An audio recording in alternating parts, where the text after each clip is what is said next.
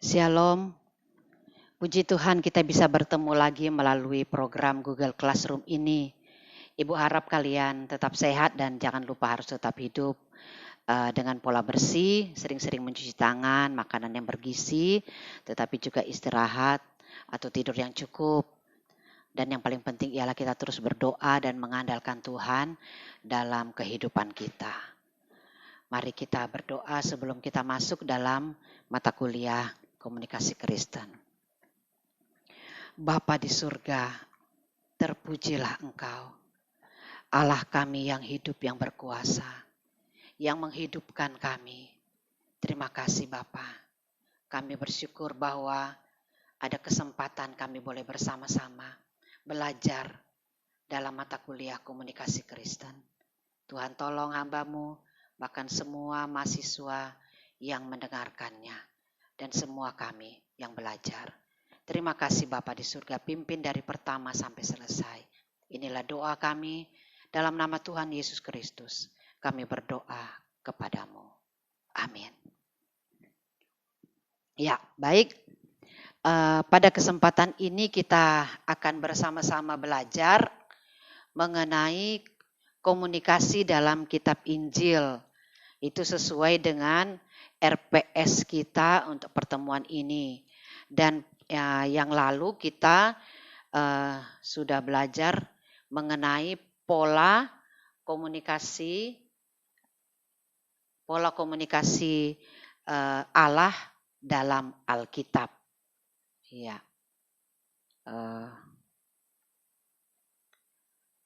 Selanjutnya sedikit dijelaskan mengenai, ini saya punya kok nggak bisa dibuka ini ya. Nah, selanjutnya dijelaskan yang lalu mengenai pola komunikasi Allah dalam Alkitab ya. Saya buka dari sini aja.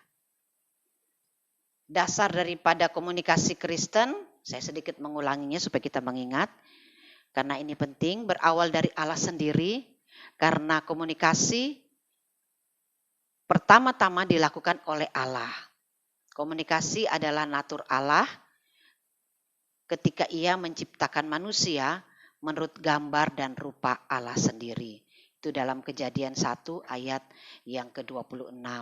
Jadi jelas bahwa dari kitab Kejadian, Allah yang berinisiatif untuk mengadakan komunikasi kepada manusia. Ya. Itu intinya, jadi komunikasi Kristen itu berawal dari Allah sendiri. Dan pada saat ini kita akan bersama-sama belajar secara khusus komunikasi dalam kitab Injil.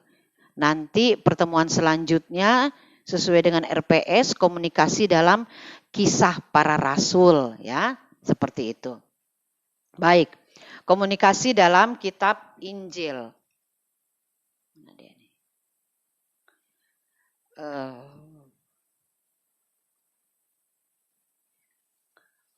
Komunikasi dalam kitab Injil, komunikasi yang diinginkan Allah yaitu terciptanya hubungan yang baik antara Allah dengan manusia. Ya. Komunikasi yang diinginkan Allah. Terciptanya hubungan yang baik antara Allah dan manusia. Jadi kita tahu hal itu sudah ada sejak dalam kitab Kejadian.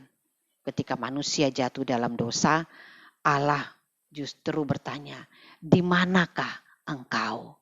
Ini menunjukkan bahwa Allah mencari manusia, berkomunikasi kepada manusia yang berdosa, supaya manusia yang berdosa ini kembali kepada Allah.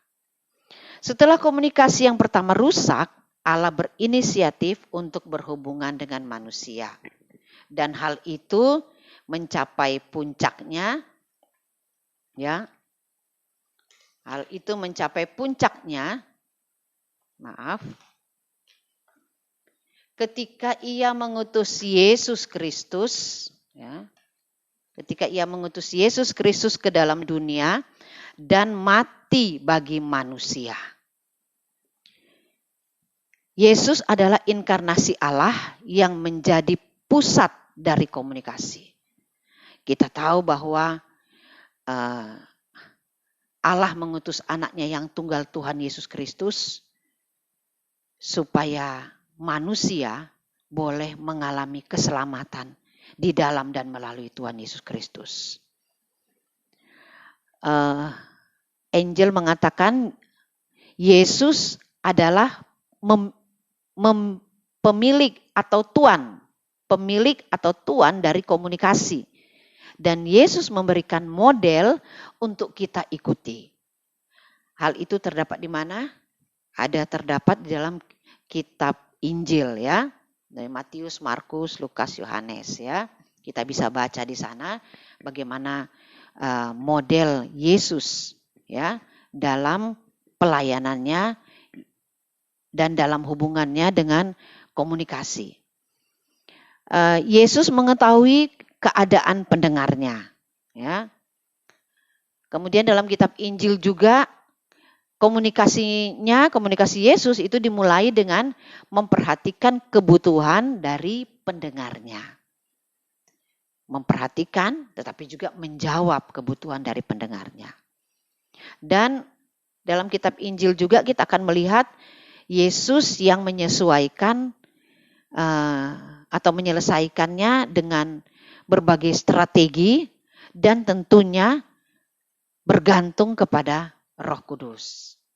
Jadi itu bacaan dari materi kita yang hanya singkat. Untuk itu melalui materi atau melalui kuliah kita saat ini, saya ingin meneliti atau kita bersama-sama meneliti dalam kitab Injil khususnya di dalam Matius pasal 12 ayat 9 sampai ayat yang ke-15. Ayat 9 sampai dengan ayat yang ke-15 ya. Dan Lembaga Alkitab memberikan tema Yesus menyembuhkan orang pada hari Sabat ya. Menyembuhkan orang pada hari Sabat. Ayat 9. Setelah pergi dari sana, Yesus masuk ke rumah ibadat. Ke rumah ibadat mereka maksudnya. Di situ ada seorang yang mati sebelah tangannya. Mereka bertanya kepadanya, bolehkah menyembuhkan orang pada hari Sabat? Maksud mereka ialah supaya dapat mempersalahkan dia. Tetapi Yesus berkata kepada mereka, jika seorang dari antara kamu mempunyai seekor domba dan domba itu terjatuh ke dalam lubang pada hari Sabat, tidakkah ia akan menangkapnya dan mengeluarkannya? Bukankah manusia jauh lebih berharga daripada domba? Karena itu boleh berbuat baik pada hari Sabat. Lalu kata Yesus kepada orang itu, ulurkanlah tanganmu. Dan ia mengulurkannya, maka pulihlah tangannya itu dan menjadi sehat seperti tangannya yang lain. Lalu keluarlah orang-orang Farisi itu dan bersekongkol untuk membunuh dia. Tetapi Yesus mengetahui maksud mereka lalu menyingkir dari sana. Ayat 15b, banyak orang mengikuti Yesus dan ia menyembuhkan mereka semuanya.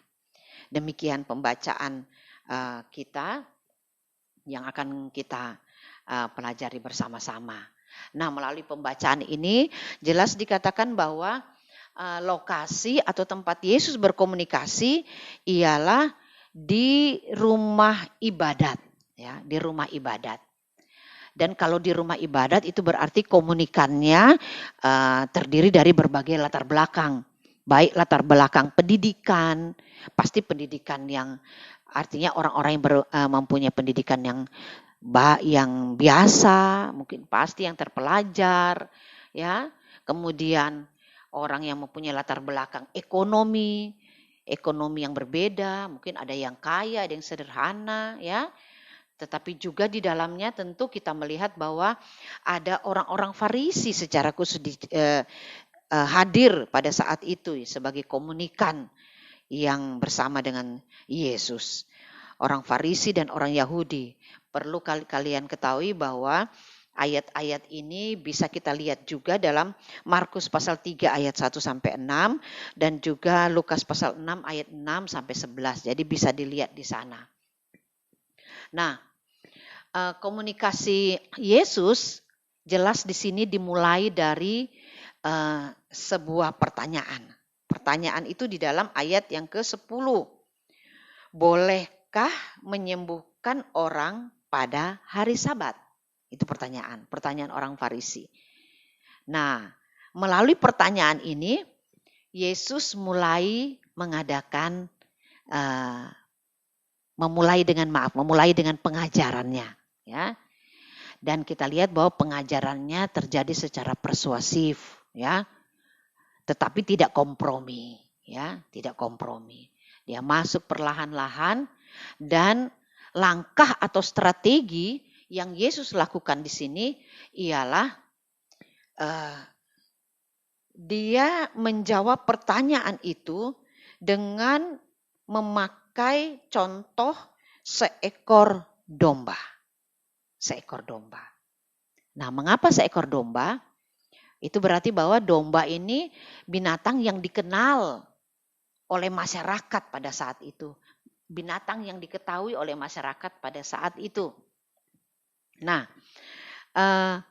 dan Ibu mendapatkan beberapa catatan di sini bahwa domba itu ialah binatang yang lambat, binatang yang bodoh, yang tidak mampu mencari makan sendiri tanpa bantuan gembala.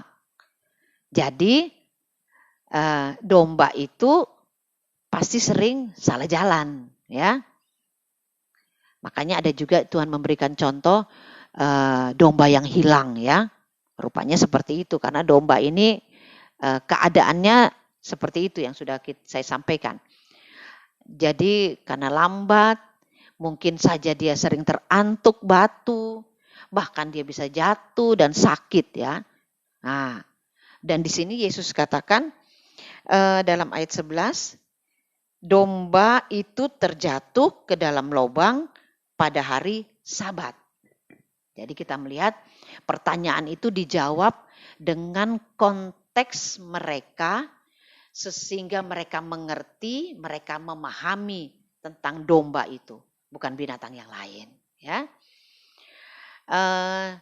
Dan dikatakan di sana menunjukkan bahwa melalui jawaban Yesus itu, Yesus ingin membawa pikiran mereka, ya, membawa pikiran mereka atau mempengaruhi pikiran mereka, berarti secara kognitif, tetapi juga mempengaruhi hati atau perasaan mereka.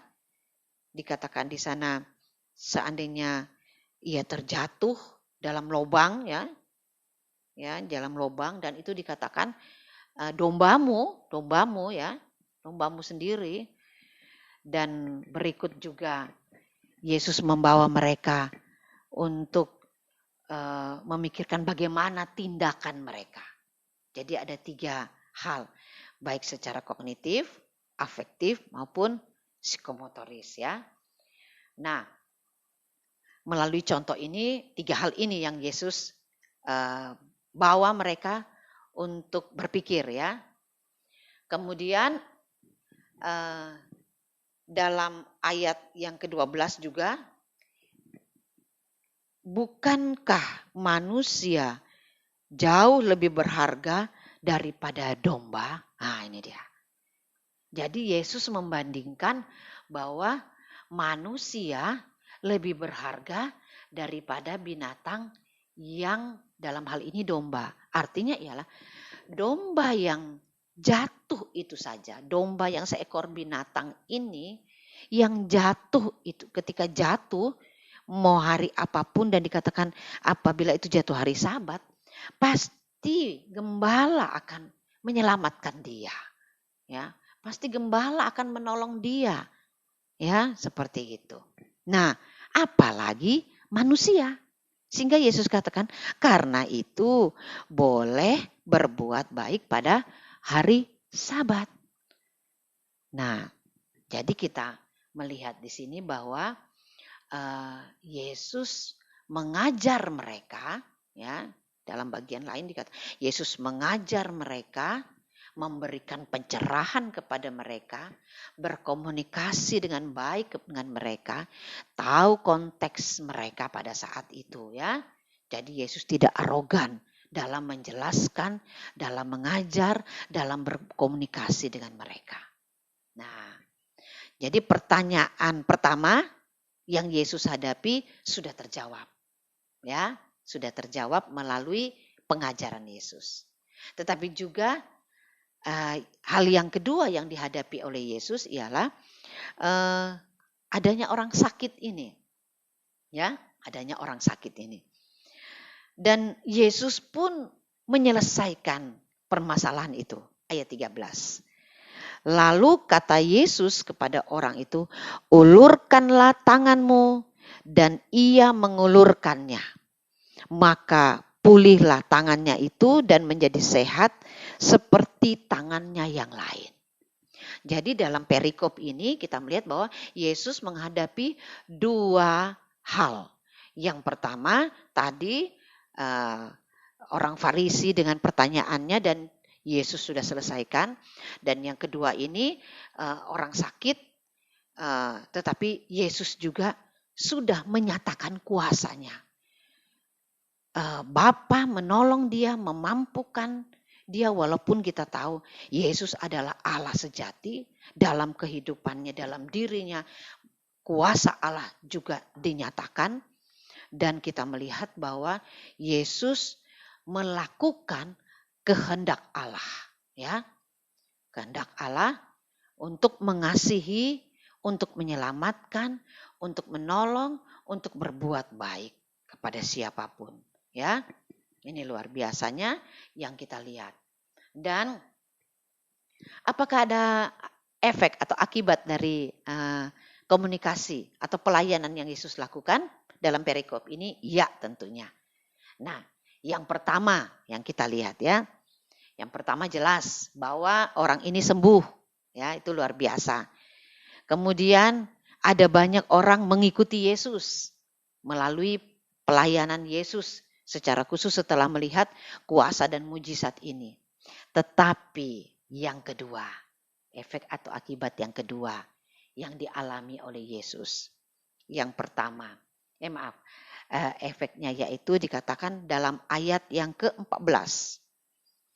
Lalu keluarlah orang-orang Farisi itu dan bersekongkol untuk membunuh dia. Ini dia, bersekongkol untuk membunuh dia.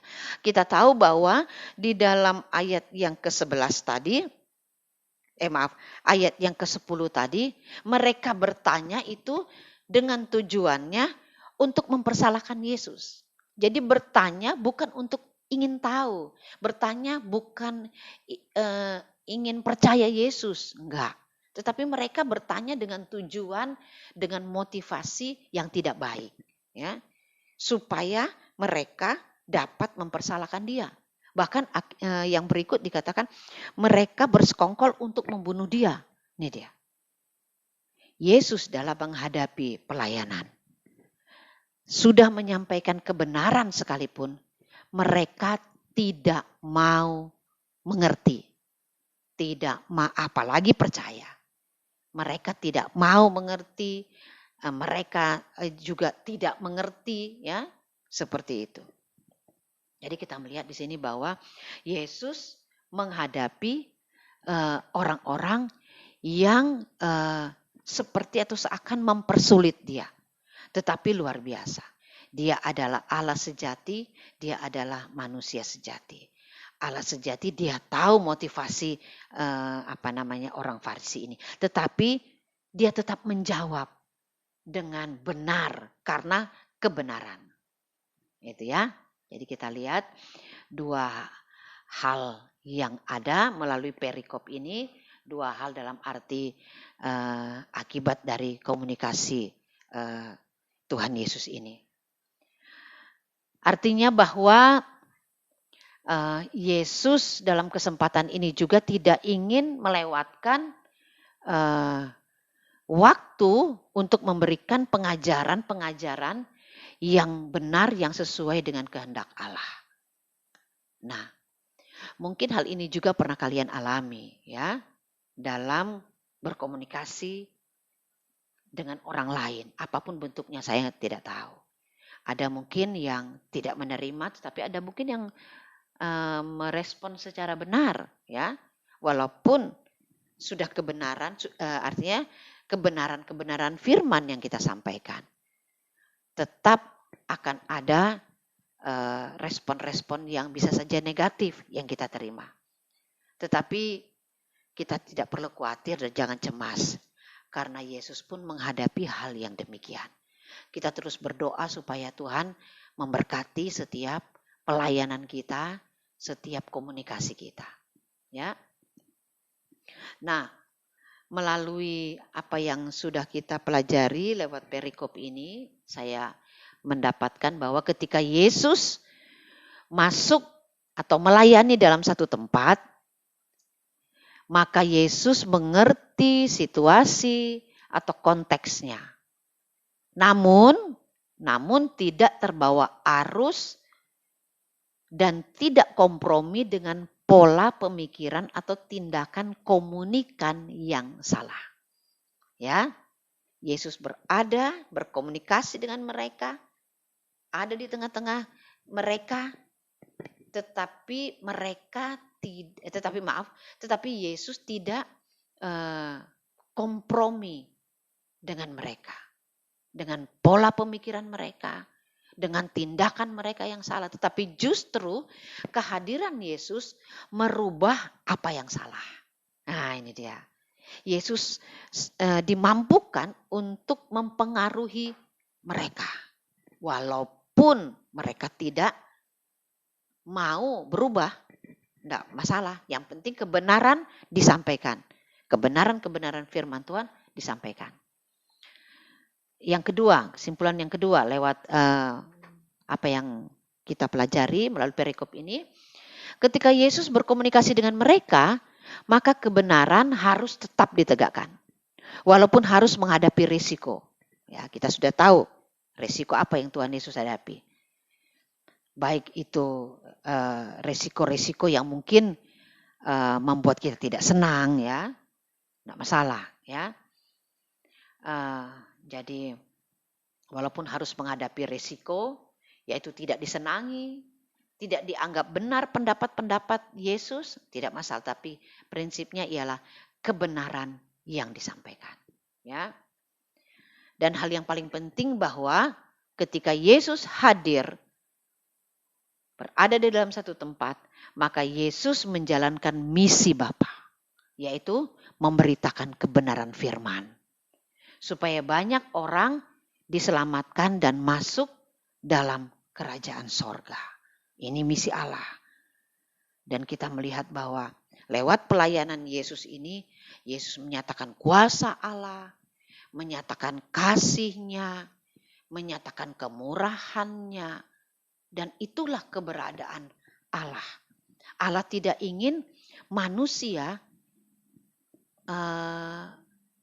mengalami kehidupan yang tidak benar, ya. Karena itu seperti di awal tadi bahwa komunikasi Kristen berawal dari Allah sendiri dengan tujuannya supaya Allah berkomunikasi dengan manusia, dan komunikasi itu kita dapat pelajari secara jelas di dalam dan melalui Tuhan Yesus Kristus. Kehadiran Yesus menolong banyak orang, bahkan menolong kita juga untuk mengerti kehendak Allah. Ya, saya kira ini hal poin-poin penting yang kita belajar dalam hubungan komunikasi dalam kitab Injil. Walaupun saya sadar bahwa masih banyak hal-hal yang bisa kita lihat, kita dapatkan dari kitab Injil ini. Nah, untuk itu di sini akan saya sampaikan bahwa kalian nanti silahkan membaca dalam tugas di Google Classroom, khususnya akan saya berikan tugas-tugas yang berhubungan dengan komunikasi dalam kitab Injil. Nanti masing-masing akan mendapatkan satu perikop firman Tuhan dan silakan menggali dalam hubungan dengan materi kita komunikasi ya. Jadi seperti itu. Saya sudah memberikan contoh yang ada dan saya harap bahwa ini bisa sedikit menolong kalian. Kalian bisa lihat dari bagian-bagian yang lain ya. Jangan lupa bahwa ketika saya memberikan bahan itu, silakan lihat di kitab-kitab yang lain ya, khususnya kitab Injil yang lain baik itu Matius, Markus ataupun Lukas dan Yohanes. Ya, saya kira sedemikianlah pertemuan kita pada saat ini. Tuhan kiranya memberkati kita. Mari kita berdoa. Bapa Surgawi, kami bersyukur bahwa kami mempunyai Allah yang begitu mengasihi kami. Allah yang berinisiatif untuk datang kepada kami, menyelamatkan hidup kami, memilih kami, membawa kami untuk melakukan kehendak-Mu. Walaupun kami sadar kami sering tidak mampu, tidak sanggup mengerti, bahkan tidak sanggup melakukannya. Karena itu Bapa kasihanilah kami, tolonglah kami, mampukanlah kami, kuatkanlah kami. Terima kasih Bapa, terpujilah nama-Mu.